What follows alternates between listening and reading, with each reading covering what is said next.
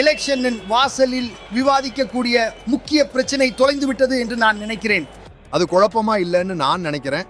சில மக்கள் மட்டுமே மேற்கு வங்கத்திற்கு வருகிறார்கள் மற்றும் அம்ராயகானே தாக்கவோ ஹம் ரெஹனே கேலியே ஆயே ஹை என்று சொல்கிறார்கள் என்பது மிகவும் தெளிவாக தெரிகிறது. ஆனால் தேர்தலுக்கு பிறகு அவர்கள் தோற்றபோது அல்லது அது மாதிரி ஏதோ நடந்தபோது அவர்கள் பறந்து சென்று விட்டார்கள். மேலும் அவர்கள் மாநிலத்தின் எந்த பகுதியிலும் தென்படவில்லை. ஒரு பார்ட்டி வெறும் 150 இடங்களில் வேட்பாளர்களை நிறுத்திவிட்டு வினிடம் 177 இடங்களை உரிமை கோருகிறது. அதனால் இது ஒரு பெரும் தவறான கருத்து. இப்போது யார் பணயத்தில் இருக்கிறாங்க, யார் வெற்றி பெறும் நிலையில் இருக்கிறார்கள் என்பது பளிங்கு போல தெளிவாக இருக்கிறது. ஒரு தேர்தலின் போது என்னென்ன செயல்திறன்களை செய்ய முடியும், அரசாங்கம் என்ன செய்திருக்கிறது, யார் என்ன செய்வார்கள் என்று சொல்கிறார்கள் என்பதை பற்றிய விவாதம் சிறிதளவு கூட நடக்கவில்லை என்று நான் நினைக்கிறேன். களத்தில் எல்லாம் தொலைந்து விட்டது. மீதமுள்ள எல்லா பிரச்சனைகளும் அமுங்கி போய்விட்டன. ஆனால் இப்போது எஸ்ஆரை பற்றி மட்டுமே வந்திருக்கிறது. நானும் என் நண்பர்களும் நாங்கள் அனைவரும் கல்வித்துறையில் இருக்கிறோம். நாங்கள் வேலை செய்ய முயற்சிக்கிறோம் ஒரு சிறந்த எதிர்காலத்திற்காக. நாங்கள் ஒரு விஷயங்களை ஒரு பின்ன கண்ணோட்டத்தில் பார்க்க முயற்சிக்கிறோம். ஆனால் அதிகார அமைப்பு அப்படி இருக்கிறது. அவர்கள் எங்களை வேலை செய்ய விடமாட்டார்கள். நாங்கள் மாநில அரசுக்கு எதிராகவோ அல்லது மத்திய அரசுக்கு எதிராகவோ ஏதாவது பேசினால் ஒரு தனிப்பட்ட இடமாக கருதப்படும் சமூக ஊடகங்களில் இருந்து கூட பலரும் தங்கள் அறிக்கையை திரும்ப பெறும்படி கட்டாயப்படுத்தப்படுகிறார்கள். நாங்கள் ஒரு சீர்திருத்தத்தை விரும்பினாலும், நாங்கள் வேறு அரசாங்கத்தை தேர்ந்தெடுக்க விரும்பினாலும் இனிமேல் எங்களுக்கு ஒரு சரியான அரசாங்கம் இல்லை. அது எங்களுக்கு ஒரு குறைந்த தீமையை தேர்ந்தெடுப்பது போல் இருக்கிறது. அதனால் இந்த நாட்டில் நாங்கள் குறைந்தபட்சம் வாழ முடியும். ஏனென்றால் வேலை செய்வது, கல்வித்துறையில் இருப்பது என்பது இப்போது வாழ்வதை பற்றியது மட்டுமே. அது கற்றுக்கொள்வதை பற்றி குறைவாகவும் வாழ்வதை பற்றி அதிகமாகவும் இருக்கிறது. என்னை பொறுத்தவரை பாஜக சர்க்கார் என்ன செய்ய முயற்சிக்கிறது என்றால் அது பெண்களின் ஒரு முன்மாதிரியை சித்தரிக்கிறது. அது இறுதியில் அவர்களுக்கு குறைவான சுதந்திரத்தை கொடுக்கப் போகிறது. எங்களிடம் இருக்கும் அறிவுத்தன்மையை அவர்கள் பறிக்கப் போகிறார்கள். ஏனென்றால் வங்காளம் அறிவுத்தன்மைக்காக நிற்கிறது.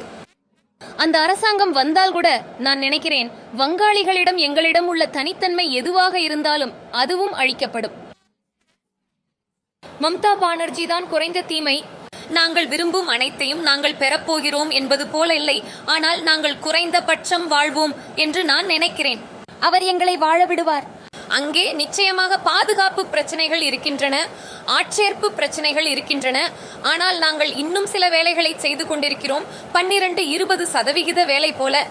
வேறு ஏதேனும் அரசாங்கம் வந்தால் அதை கூட எங்களால் செய்ய முடியும் என்று நான் நினைக்கவில்லை. எல்லா கட்சிகளும் பொதுமக்கள் முன்னிலையில் தங்கள் பணிகளை காட்ட முயற்சிக்கின்றன. பாருங்கள், நாங்கள் இதை செய்தோம் என்று. தீதி, எங்களிடம் திட்டங்கள் உள்ளன, எங்களிடம் இது உள்ளது, நாங்கள் கன்னியாஸ்ரீ செய்தோம், நாங்கள் லோக்கி பண்டார் செய்தோம் என்று காட்டுவது போல பாஜகவும் நாங்கள் ஆட்சிக்கு வந்தால் நாங்கள் செய்வோம், நாங்கள் உங்களுக்கு வேலைகள் தருவோம், நாங்கள் இங்கே பெரிய தொழிற்சாலைகளை கொண்டு வருவோம் என்று காட்டுகிறது. பெரிய தொழிற்சாலை ஒரு பெரிய பிரச்சனை. எனது மேற்கு வங்கத்தில் பெரிய தொழிற்சாலைகள் இல்லை. எனவே அவர்கள் மேற்கு வங்கத்தில் இங்கே பெரிய தொழிற்சாலைகளை கட்ட விரும்புவதாக காட்டுகிறார்கள். எனவே இளைஞர்கள் உண்மையில் எப்படியோ அந்த மாற்றத்திற்காக தயாராகி வருகிறார்கள். ஆனால் வயதானவர்கள் அவர்கள் இந்த அரசாங்கத்தை விரும்புகிறார்கள். அதாவது இது ஆளும் கட்சிக்கு ஆதரவான நிலை என்று அழைக்கப்படுகிறது. ஆகவே இங்கே 2 பிரிவு இருக்கிறது. இளைஞர்களாக இருப்பவர்கள் என்றால் அதாவது 40 வயதுக்கு கீழே மற்றும் 50 வயது வரை உள்ளவர்கள். அவர்கள் ஒரு மாற்றம் இருக்க வேண்டும் என்று விரும்புகிறார்கள். மேலும் படித்த மக்கள், பெரும்பாலும் நகர மக்கள், அவர்கள் இந்த அமைப்பு மாற்றப்பட வேண்டும் என்று விரும்புகிறார்கள். மேலும் 60 வயதுக்கு மேற்பட்டவர்கள், அவர்கள் இந்த அமைப்பு தொடர வேண்டும் என்று விரும்புகிறார்கள். மேற்கு வங்காளத்தில் தற்போது நிலவும் அரசியல் நிலைமை அது மிகவும் மோசமான நிலை. கடந்த 50 ஆண்டுகளாக ஒரு அவசர நிலை நடந்து கொண்டிருக்கிறது. முதலில் 34 ஆண்டுகள் சிபிஎம்மும், பிறகு 15 ஆண்டுகள் இந்த டிஎம்சியும். நாங்கள் ஜனநாயகம் விரும்புகிறோம். எந்த கட்சி வந்தாலும் சரி, மக்கள் தங்கள் வாக்குகளை தாங்களே செலுத்த முடியட்டும். மேலும் உண்மையிலேயே ஒரு ஜனநாயக மேற்கு வங்கத்தை நாங்கள் மீண்டும் பெற வேண்டும். அதனால் வரும் நாட்களில் இந்தியாவின் பல்வேறு துறைகளில் ஏற்படவிருக்கும் அல்லது ஏற்பட்டு கொண்டிருக்கும் முன்னேற்றங்களில் மேற்கு வங்கம் மிகவும் நேர்மறையாக பங்கேற்க முடியும்.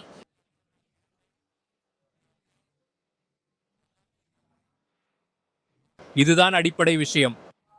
ஸோ இப்போ என்ன நடக்குது அப்படின்னா பல்வேறு பார்ட்டி ஜனநாயகத்தை ஹைஜாக் செய்து விட்டன. மேலும் ஊடகங்கள் அதையெல்லாம் வியாபகமாக பிரச்சாரம் செய்கின்றன.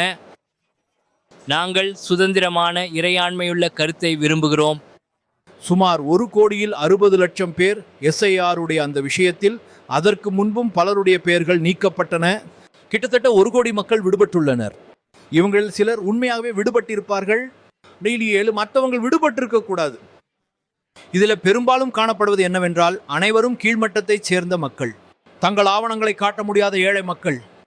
அவங்களிடம் ஆவணங்களே இல்லை.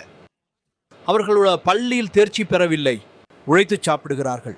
இந்த எல்லா மக்களின் அடையாளமும் பறிக்கப்பட்டால், இவர்களின் குடியுரிமை பறிக்கப்பட்டால், இது நமது நாட்டின் ஜனநாயகத்திற்கு மிகவும் ஆபத்தானது.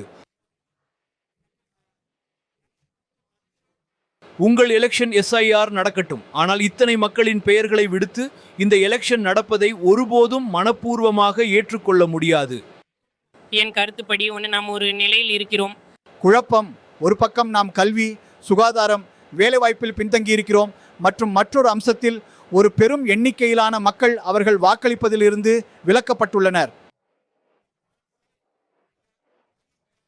அவர்கள் தங்கள் வாக்குரிமையை இழந்து விட்டனர். அதனால மொத்த விஷயமும் ரொம்ப குழப்பமாக இருக்கிறது. நாம் அனைவரும் ஒரு அமைதியான மாநிலத்தை, வளரும் ஒரு மாநிலத்தை விரும்புகிறோம். மேற்கு வங்கத்தில் என்ன நடந்து கொண்டிருக்கிறது என்றால் எஸ்ஐஏ பேரில் ஏராளமான மக்களின் பெயர்கள் நீக்கப்பட்டு விட்டன.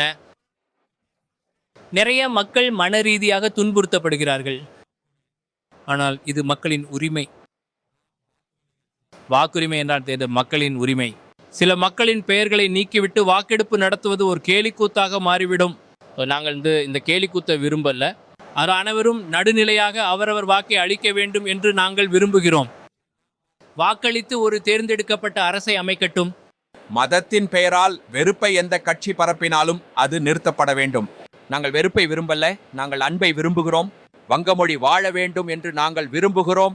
மேலும் எஸ்ஐஆர் பேரில் நடக்கும் துன்புறுத்தல் நிறுத்தப்பட வேண்டும். எந்த பார்ட்டி வின் என்று சொல்வது கடினம். ஆனால் இந்த எலெக்ஷன்ல பாஜக உண்மையில் முன்னிலையில் இருக்கிறது என்று நான் நினைக்கிறேன். முழு தேர்தலுமே இப்போது கார்ப்பரேட்களின் கையில் உள்ளது. பணத்தை வச்சுதான் தேர்தல் நடக்கிறது. ஆகவே மக்களின் பிரச்சனைகள் எதுவோ அந்த பிரச்சனைகள் அந்த விதமாக தீர்க்கப்படுவதில்லை. தற்போதைய தலைமுறை செல்லும் பாதையில் இங்கே கல்வி, சுகாதாரம் மற்றும் சட்டம் ஒழுங்கின் தற்போதைய சூழ்நிலையை வைத்து நாங்கள் எங்கள் குழந்தைகளையும் எங்கள் பிள்ளைகளையும் எனது உறவினர்களையும் பற்றி கவலைப்படுகிறோம். மேலும் புதிய தலைமுறையினரும் தேர்தலை மிகவும் தீவிரமாக எடுத்துக்கொள்கிறார்கள் என்று எங்களுக்கு தோன்றவில்லை. தேர்தலுக்கான அந்த முக்கியத்துவம் இப்பொழுதே இல்லை. முழு அமைப்பையும் எப்படி நிர்வகிக்கலாம் என்று நாம யோசித்து பார்க்க வேண்டும். யார் கையில் பணம் இருக்கிறதோ அவர்தான் ஜெயிப்பார். ஆனால் இது தேர்தல் அல்ல.